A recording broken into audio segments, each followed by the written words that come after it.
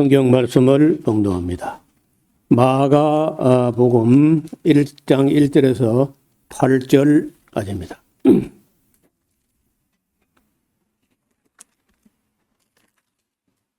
하나님의 아들 예수 그리스도의 복음의 시작이라. 선지자 이사야의 글을 보라. 내가 내 사자를 내 앞에 보내노니 저가 내 길을 예비하리라. 광야에 외치는 자의 소리가 있어 가로되 너희는 주의 길을 예비하라. 그의 첩경을 평탄케 하라. 기록된 것과 같이 세례 요한이 이르러 광야에서 죄사함을 받게 하는 회개의 세례를 전파하니 온 유대 지방과 예루살렘 사람이 다 나와 자기 죄를 자복하고 요단강에서 그에게 세례를 받더라.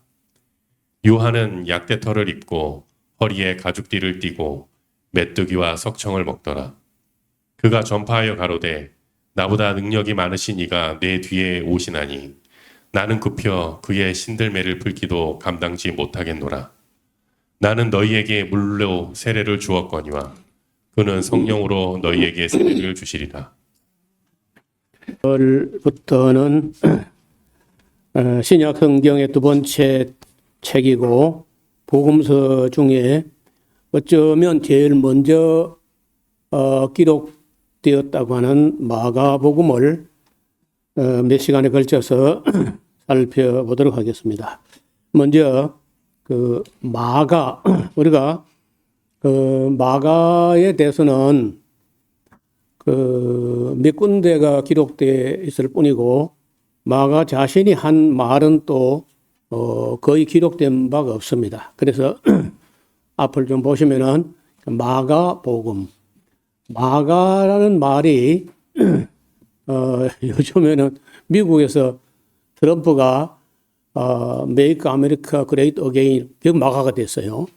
그런데 그 마가 말고 원래 이 마가라는 말은 우리가 발음할 때 마가라고 했는데 좀 그 이름이 원래는요 헬라어로 말할 때는 여기 보시면요 마르코스입니다.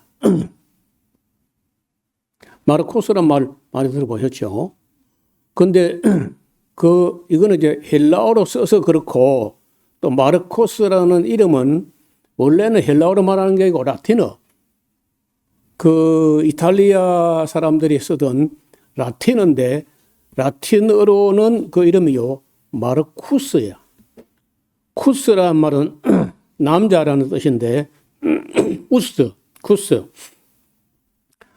마르스, 이거 마르스인데 마르스에게 바쳐진, 드려진 남자.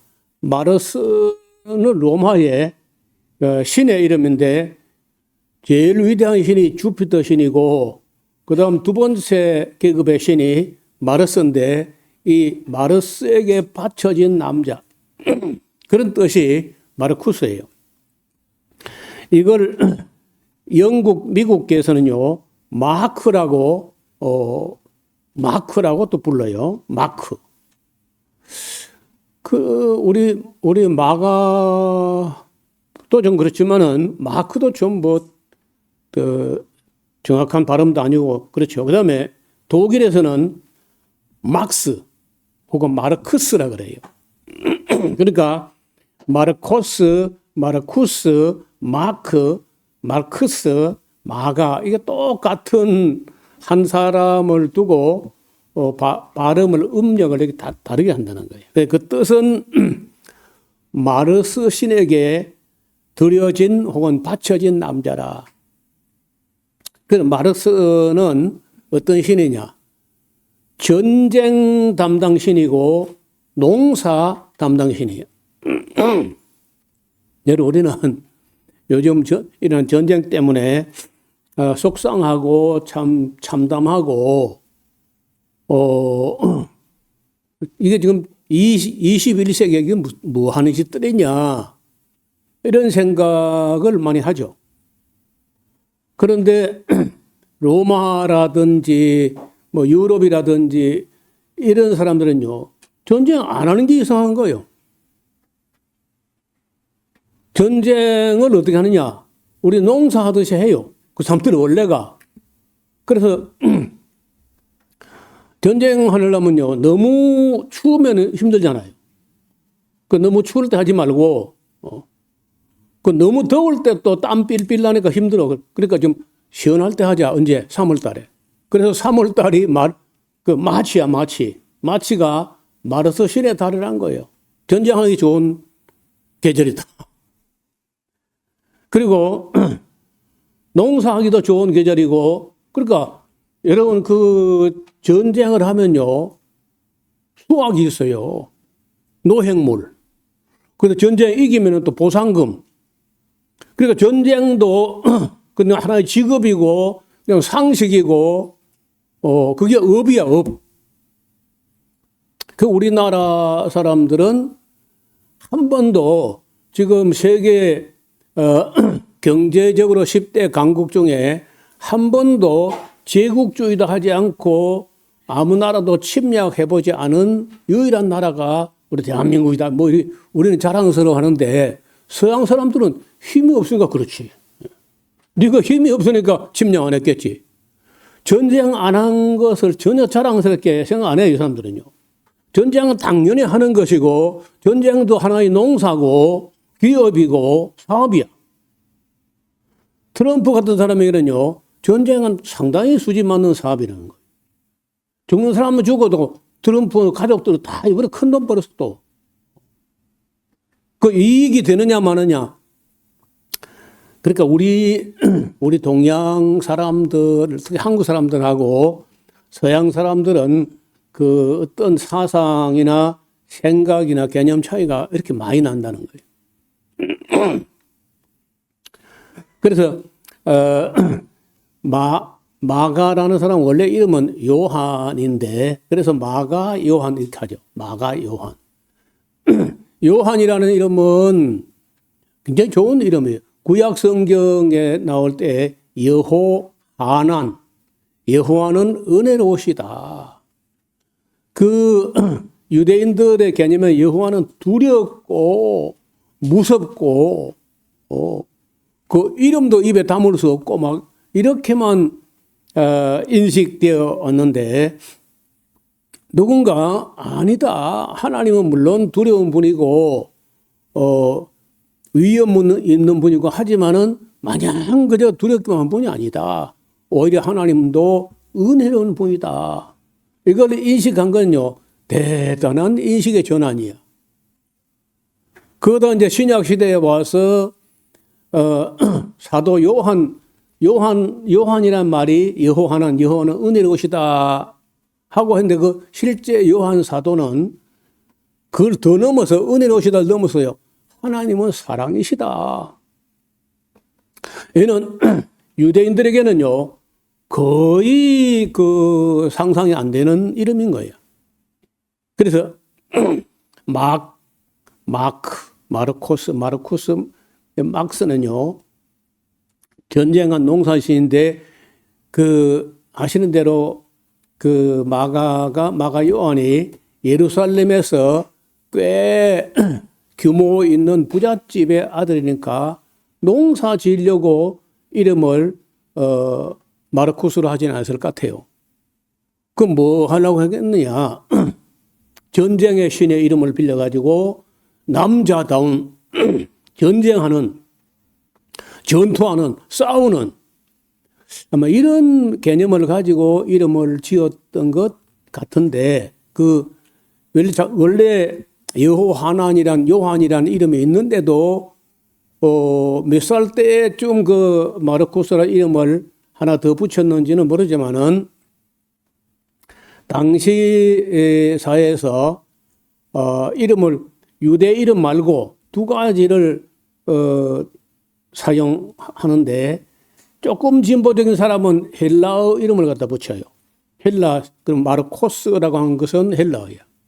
그 다음에 이제 그 헬라어지만은 이름 자체가 온 거는 그 라틴에서 왔다고. 그러니까 마르쿠스에서 마르코스로 온 걸 붙였는데 이 사람이 이제 아시는 대로 예루살렘의 중심부에 꽤 규모 있는 집안의 대저택이고 우리말로 번역될 때 그 의미 전달이 잘못돼 가지고 다락방이라고 이렇게 했는데, 여러분 다락방이란 건요, 부엌 위에 조그맣게 공간이 남아 가지고 부엌 바닥이 푹 꺼지기 때문에 부엌 바닥에 서도 머리가 안 닿을 정도로 그 부엌 위에 천장을 하나 떠 가지고 방에서 다락으로 올라가는, 그걸 다락이라고 우리는. 우리가 본 다락은 그밖에 없어요. 그러니까 방 위에 방이 있다고 하니까 이제 이걸 다락이라고 이제 번역을 했는데, 그건 저는 볼 때 번역을 새로 해야 된다고. 2층 홀입니다. 큰 홀인데 이것만 하거든요. 지금 요 강대상 빼고, 강단 요거 빼고 나머지 공간 정도 되니까 120명을 수용하는 거예요. 무슨 다락이 120명 되는 다락이 있겠어요. 그래서 우리는 이 마가에 대해서 조금은 이해를 하는 게 좋겠다 싶어서, 이 때가 아니면은 마가에 대해서 우리가 뭐 이야기할 기회가 많지 않아요. 그래서 오늘은 그 마가의 이름에 대해서 먼저 약간 말씀을 드렸고, 전쟁과 농업을 주관하는 신이다. 그때 사람들은요, 전쟁할 철이 돌아오면, 이런 말이 성경에 있어요. 전쟁할 철이 돌아오는데 그거 보통 3월이야. 추위도 풀렸고 한판 하자. 추울 때 하면 싸움해도 힘들잖아요. 손발이 곱고 해가지고 칼을 잘 못 쥐고 하니까 3월 달쯤부터 이제 전쟁 한번 해보자. 그리고 아주 농사처럼 그런 문화, 그런 시대가 있었고, 지금도 그 흔적이 이제 이런 달 이름 속에, 신의 이름 속에, 사람 이름 속에 흔적이 남아 있다는 거예요. 자, 이 마가가 저는 복음은 좀 특색이 있어서 몇 가지를 특별히 다른 점, 특이한 점을 짚고 넘어가려고 합니다. 이 복음서가 우리가 어차피 우리가 마태복음을 공부하고 왔지만은 기록된 순서로 하면은 마가복음이 먼저 기록됐다. 짧게 기록된 게 먼저 기록된 것이고, 짧게 기록하다 보니까 누락된 게 많아. 많이 빠졌어. 중요한데 빠진 거야. 그래서 마태는 좀 더 챙겨서 보완해가지고 그 마가복음에 있는 내용은요, 85%가 마태복음에 있습니다. 그래서 거의 뭐 마태복음에 기록한 것을 부정하는 건 아니고, 그건 이제 그 맞는 말인데 많이 빠졌다. 왜 많이 빠졌느냐? 아시는 대로 베드로는요, 좀 남자답기도 하고 선이 굵고 중요한 것만 챙기고 세세하고 뭐 시시콜콜한 이런 거 좀 빼고 건너뛰고 하는 그런 성품이에요. 그러니까 이제 짧은 거예요. 근데 어떻든 마태는 여러분 그 세관에 앉아 있는 사람은요, 기록에 있어서 뭔가 누락되면 난 사고 나니까 안 빠뜨리려고 신경을 쓰는 그런 사람이고, 아시는 대로 마가는 사도가 아닙니다. 예수님과 함께 다니지도 않았고, 마태는 예수님의 12 제자에 들고 사도이고 하니까 마가복음에서 빠진 걸 많이 보니까 많이 보충한 거라. 많이 보충하고 또 좀 더 섬세하게 쓰고, 그리고 보니까 분량이 늘어나요.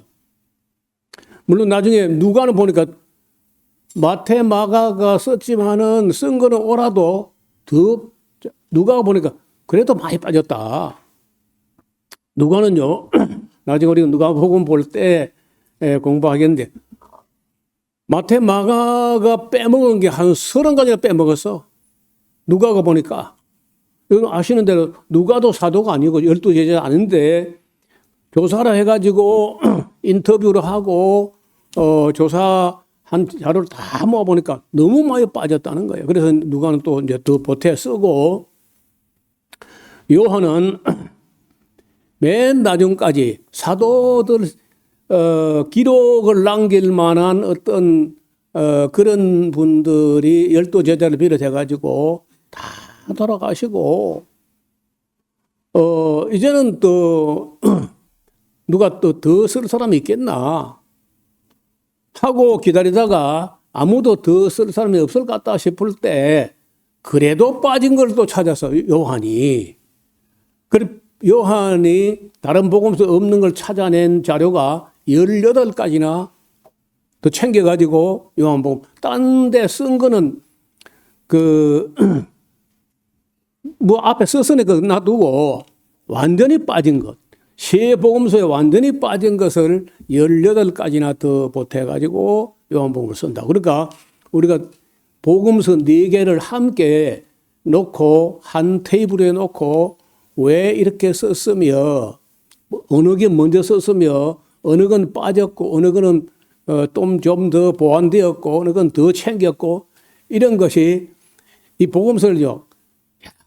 원 이렇게 읽어보고 대조해보고 비교해보고 이러면 이제 그런 게 조금씩 이제 보이는데 어떻든 마가복음이 제일 먼저 기록되었기 때문에 프로토스 1차적으로 최초의 복음서다. 맨 먼저 기록된 복음서다. 그 다음에 브라퀴스라고 단순하게 아주 뭐 중요한 것 빼면 안 되는 것 뭐 이런 것만 썼다. 뭐 세세한 거 뭐 이런 거 다 안 썼는데 그거는요 다른 제자도 마찬가지야. 여러분 요한은요 예수님께서 한 이적과 표적과 기적이 너무 많아서 그걸 다 쓴다면 책이 너무 두꺼워서 이 세상 감당 못한다.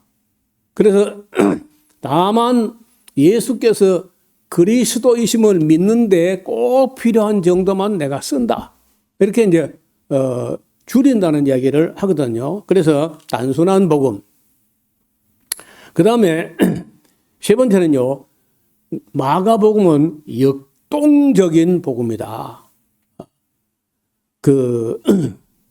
다이나믹하다. 듀나미스하다. 무슨 말이냐면요. 굉장히 뭐든지 빠르게 진행돼. 그래서 마가복음을 읽어보면요. 곧, 즉시, 속히, 곧 이런 말이요. 계속 나옵니다. 여러분 마가복음 1장 10절 봐요. 예수님께서 세례 받으시고 물에서 올라오는 걸 두고 말할 때 1장 10절에 곧 하는 유두스 곧 올라오셨다. 또 12절에 성령이 곧 예수를 강야로 내몰았다. 뭐 빨리 진행이 되는 거예요. 굉장히 빠르게. 예. 그래서 역동적인 복음이다. 뭐 질질 끌고 늘어지고 이런 게 없어요. 그 다음에 이 놀라운 복음이다. 여기 마가복음은요 놀랐다는 말을 여러 번 씁니다. 놀라운 복음. 액담배오, 에크담배오. 얼마나 놀라는지 막 정신이 번쩍 나갈 정도로 그렇게 놀랬다는 거예요. 놀라니라, 놀랐어, 놀랐다니까. 그런 말이 여러 번 등장하는데 그러니까 베드로 이게 이제 나중에 후대 사람들이 기록하기는 마가가 기록했지만은 베드로의 성품과 말투가 그냥 묻어난다. 그렇게들 인식합니다. 다섯 번째는요, 실제로 말하면은 이게 우리가 마가가 기록했다고 하지만은 마가가 무슨 창작을 한 게 아니고 베드로의 통역관으로 최소 5년에서 10년 정도. 베드로 사도가 헬라어도 안 되고 라틴어도 안 되고 하니까 그런데 이 마가는 헬라어는 기본이고 이름을 마르쿠스라고 지은 걸 볼 때 라틴어가 가능했지 않느냐. 이런 걸 보아서 베드로의 통역관으로 초대 교회 역사가였던 요한의 직계자 파피아스라는 사람이 남긴 글에 그런 말이 나와요. 이 마가가 베드로의 통역관으로 봉사했다. 그래서 그 기간은 짧게는 5년, 길게 한 10년 정도 계속해서 베드로가 설교를 하게 되면은 항상 마가가 통역을 해야 돼. 그래서 그 통역을 하도 여러 번 하다 보니까 베드로 설교가 뜨나 단순하니까 마가가 거의 다 너무 여러 번 들어서 다 암기했다는 거죠. 직접 경험한 게 아니라 베드로 사도의 설교하는 걸 듣고 또 듣고 정리해 가지고 기록했기 때문에 그 기록자는 마가였지만은 실제로는 베드로 복음이 아니냐. 그런 관점에서 우리가 공부를 하게 되었습니다.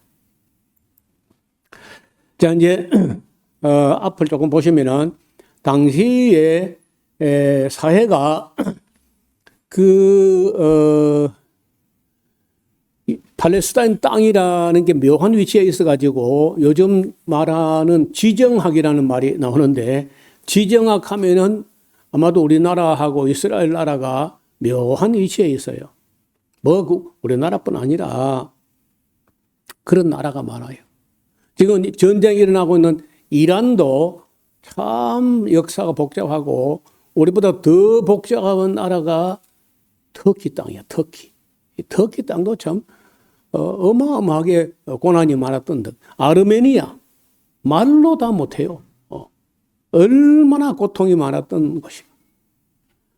지정학적으로 아까 얘기한 대로 전쟁을 농사와 같이 생각하는 그런 시대에 지정학적으로 묘한 위치에 있으면요, 그 고난 당할 수밖에 없어요. 근데 여러분 아시는 대로 그 이스라엘 땅을 지나가는 그 유명한 길이 있는데 하나는 왕의 대로라고 하는 킹스 하이웨이, 왕의 대로. 그리고 비하 말해서 해변길.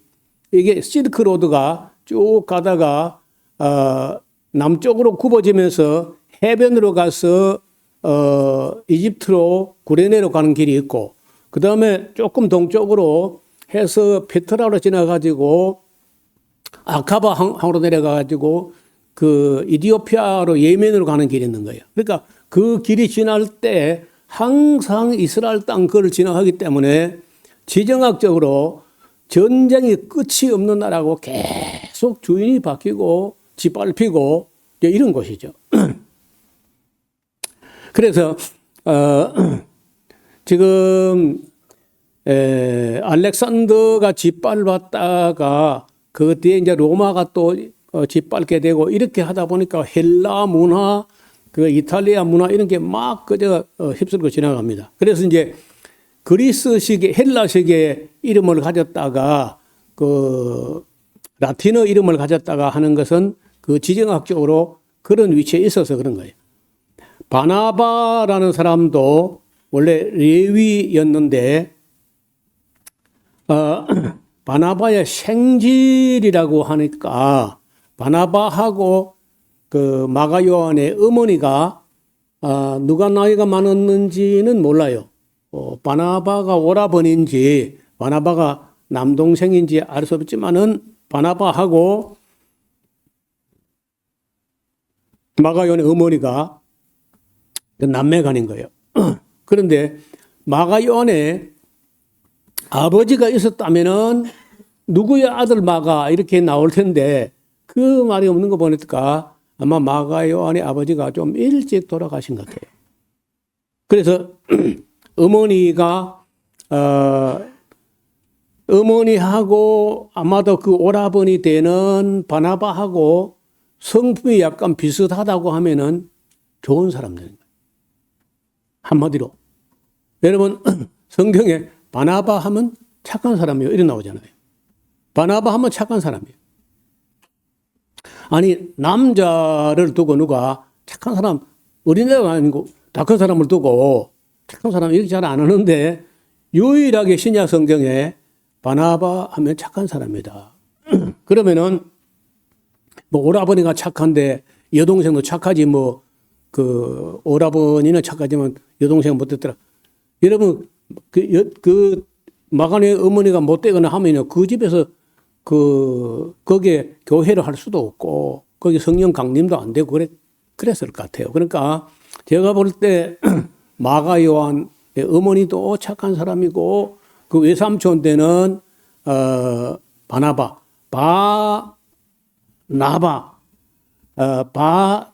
바르는 아들란 말이고 나바스 위로의 아들이다.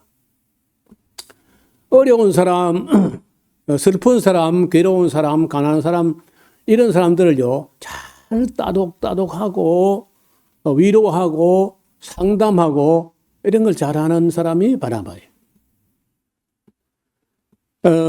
그러면 그 여동생 되는 그 마가 요한의 어머니도 아마 그랬을 것 같아. 마음이 좀 넉넉하고 공간도 있고 하면 모임도 자주 갖고 어떻든 예루살렘에서 어떤 사교계에 굉장히 오픈 마인드, 마음이 열려 있는 그런 가정이 아니었을까 이래 보는 거예요. 바울과 바나바가 안디옥 교회와 예루살렘 교회를 오고 가면서 부조의 일을 담당한다. 여러분, 예루살렘 교회는 모교회지만은 재정적으로 늘 어려워요. 그래서 안디옥 교회는 이방인 교회이기 때문에 예수를 믿는다고 해가지고 뭐 차별되거나 그런 게 없는 자유로운 도시이기 때문에 거기서 개척 새로 생겨난 안디옥 교회가 헌금을 해가지고 예루살렘 가난한 성도들을 도와야 될 정도로 예루살렘 교회는 어렵고 그 종교도시이기 때문에 안디옥 교회가 재정이 있으면은요 그걸 예루살렘 교회를 돕기 위해서 부조금을 가지고 왔다 갔다 하는 사람이 마가 그걸 봉사했다는 걸 볼 때 마가가 또 그 신뢰를 받는 신앙적으로 인격적으로 신뢰받는 돈을 만지는 사람들이니까 그러나 이제 문제는 진리를 사랑하고 선한 일도 좋아하고 해서 첫 번째 전도 여행에 바울과 바나바가 그 요한을 그 수행원으로 같이 갔는데 그 밤빌리아의 버가는 번역이 좀 음력이 잘못된 거 페르게라는 항구 도시인데 그 페르게에서 마가가 도중에 이탈해요. 중간에 가다가 때려치우는 거야.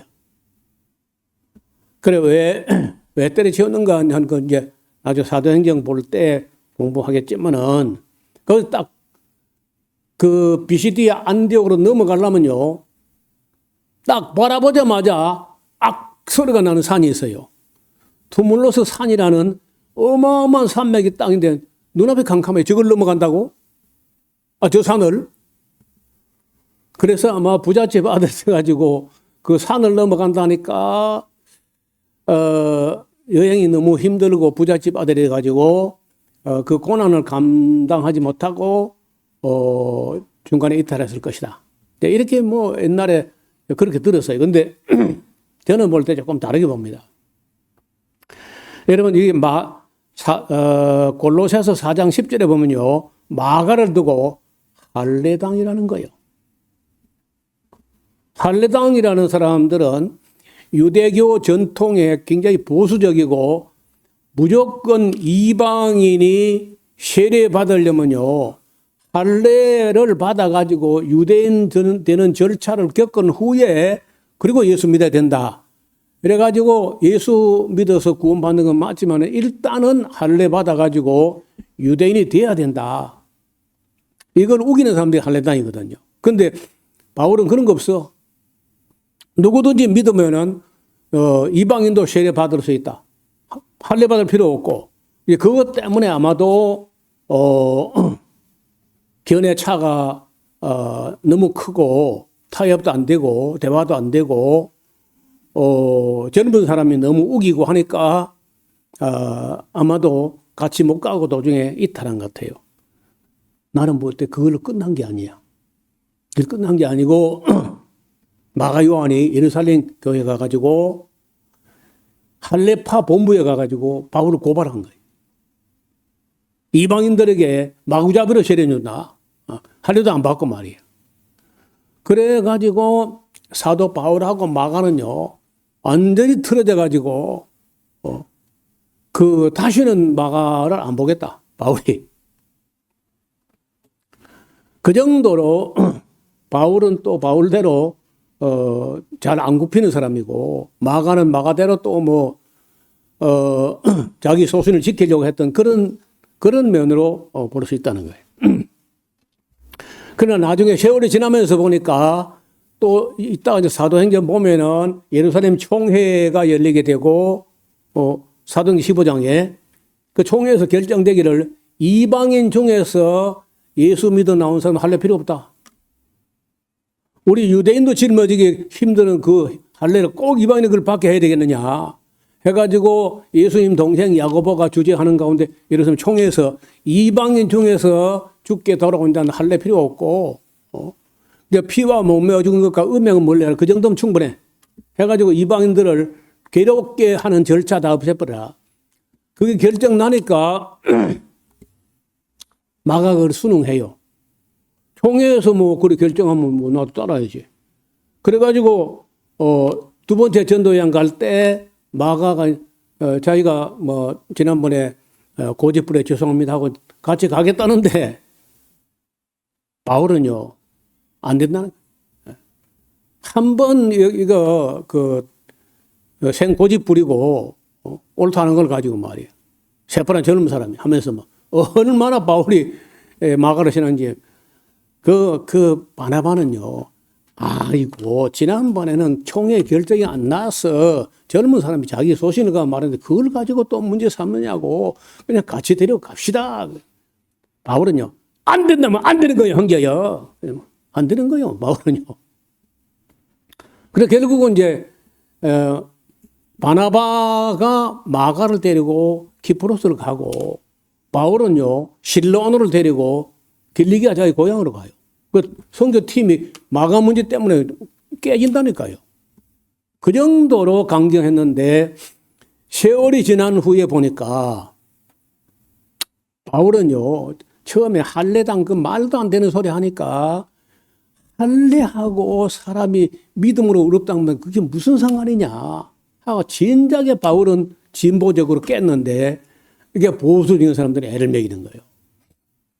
그래서 바울이 늘 머리에 할례당 그 사람 안 돼, 그 개들과 할례당 들어가 이렇게 할 정도로 개들하고 할례당 같이 취급할 정도로 바울이 할례당 싫어합니다.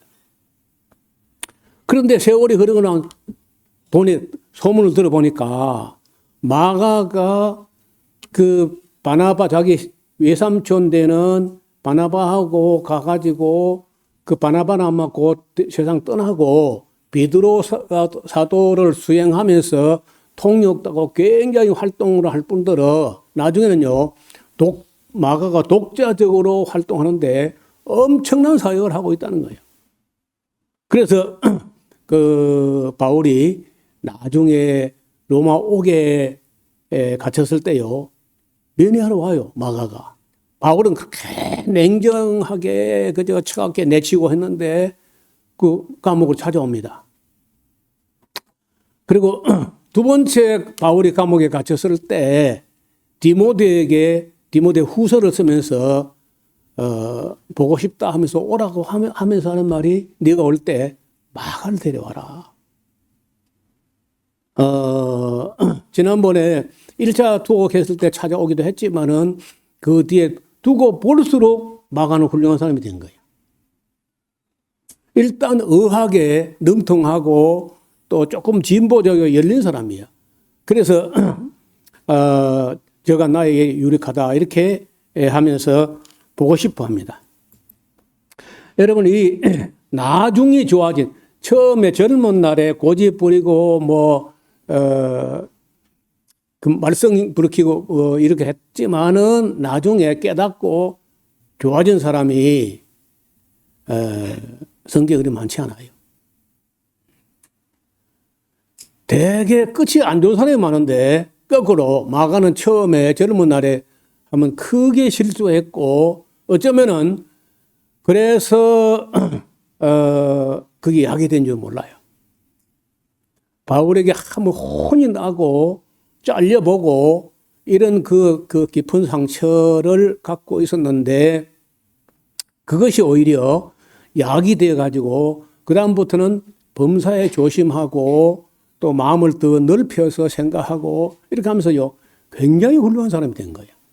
그래서 우리나라에서는 마가에 대해서는 별로 인식이 없는데 저 유럽이나 이런 데는요 마르쿠스, 마크, 마르크스, 마르코스 하는 이름을 많이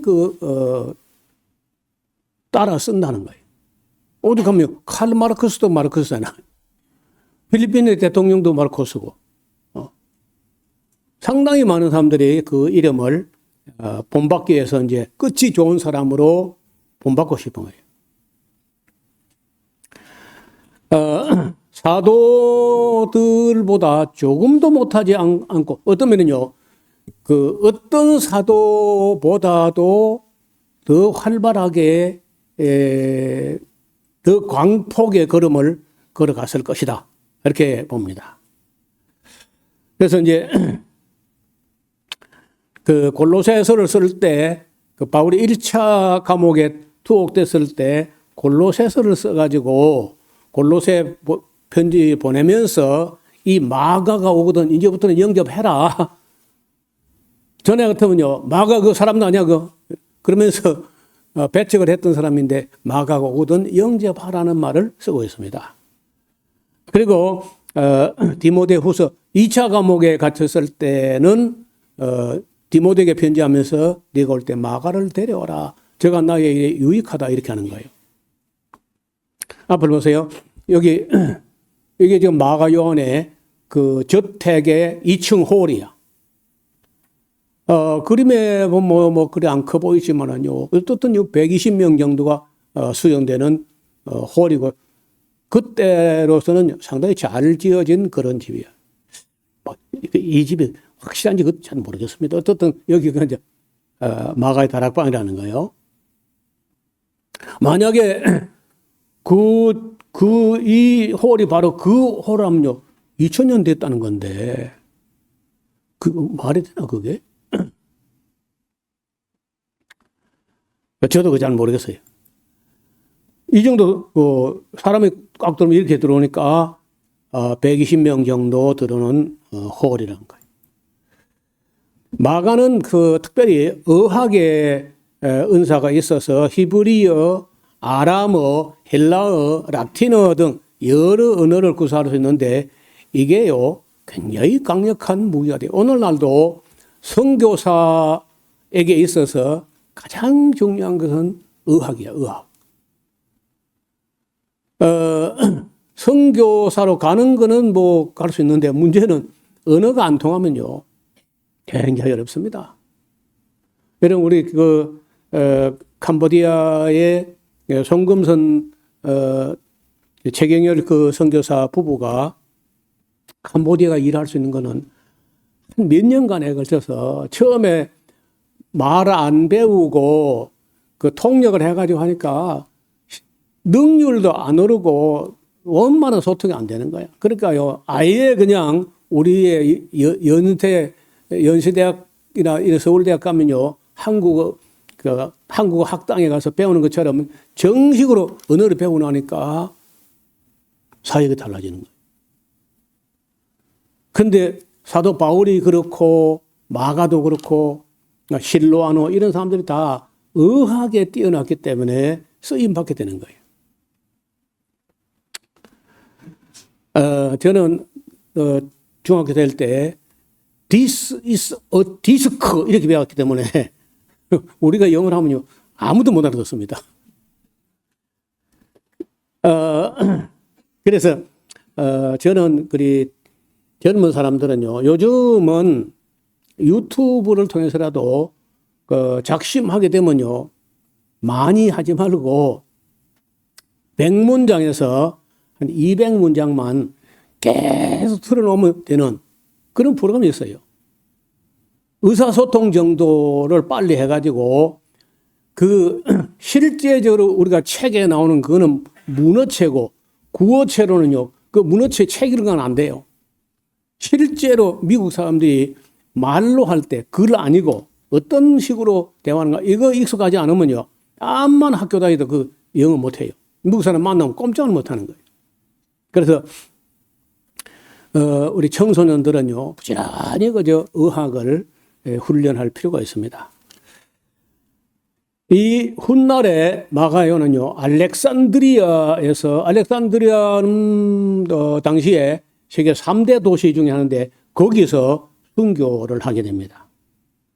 또 베네치아에서 마가가 어떻게 활동했는지는 모르지만은 마가요한이 아프리카에 알렉산드리아 순교했는데 그 뒤에 베네치아 사람들이 소식을 듣고 베네치아야말로 마가의 도시다 해가지고 그 알렉산드리아 순교해가지고 그 유해가 알렉산드리아에 안치가 됐는데 그 유해 중 일부를 베네치아로 가져가요. 그러니까 세계에서 키가 제일 큰 사람이라. 발은 알렉산드리아 있고 머리는 베네치아에 있는 거예요. 지중해를 가로질러서. 그래 두 도시가 마가의 도시입니다. 그림을 좀 여기가 지금 알렉산드리아의 마가 도시인데 이집트에 있는 곱틱 기독교의 교황청입니다. 마가 요한의 순교 기념교회가 알렉산드리아에 있는데 그 곱틱 기독교, 이집트 기독교를 곱틱 기독교라고 하는데 곱틱 정교회의 교황청이에요. 굉장히 이제 중요한 그런 교회가 됐고, 그리고 이제 여기가 베네치아인데 지중해를 건너왔습니다. 베네치아의 이 예배당이 산마르코 대성당인데 이 앞으로 쭉 있는 이 광장을 산마르코 광장이라고 하는데 어마어마해요. 베드로 광장 다음에 큰 광장이 산마르코 광장이에요. 베네치아의 산마르코 광장. 지금 뭐 상업주의가 판을 치고 있고 뭐 그렇긴 하지만은 그래도 이 마가가 얼마나 유명한 사람으로 기념되고 있는지는 우리가 알아둘 필요가 있다는 거예요. 오늘 뭐 마가의 이름하고 그의 삶과 순교를 정리하다 보니까 진도가 못 나가고 시간이 다 됐는데 나머지 이제 우리가 본문 자체를 살펴보는 것은 다음 시간에 살펴보도록 하겠습니다. 하나님 아버지, 하나님의 사람 마가 요한이 그 어머니와 외삼촌 바나바로 인하여서 예수님을 알게 되고 또 거기서 성령이 강림하면서 예루살렘 교회가 시작된 그 유서 깊은 그 집의 그 아들로서 훗날 베드로의 통역을 하면서 듣고 익힌 말씀을 기록으로 남겨서 마가복음이 되어서 오늘 우리 손에까지 전해졌습니다. 우리가 이 마가복음을 통해서 사도 베드로가 무슨 설교를 어떻게 했는지도 공부하게 도와주옵시고 또 그 안에 담겨 있는 그 심오한 말씀들을 우리가 성실히 공부하면서 우리도 깨닫는 것과 믿는 것에 변화가 있게 하여 주옵소서. 하나님 말씀을 잘 보고 듣고 배우고 깨닫고 우리의 믿음과 우리의 생활이 변화되게 하여 주옵소서. 예수님 이름으로 감사드리며 기도하옵나이다. 아멘.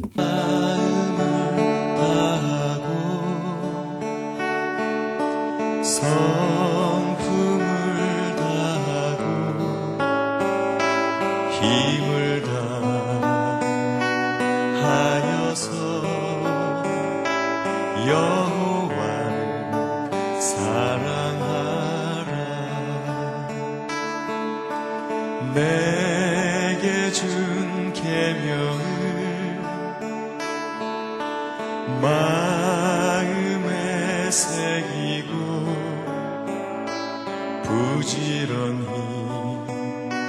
부지런히 이웃에게 전하여라. 그러면 내가 짓지 않은 큰 집을 주리라. 내가 심지 않은 과실을 먹게 하리라.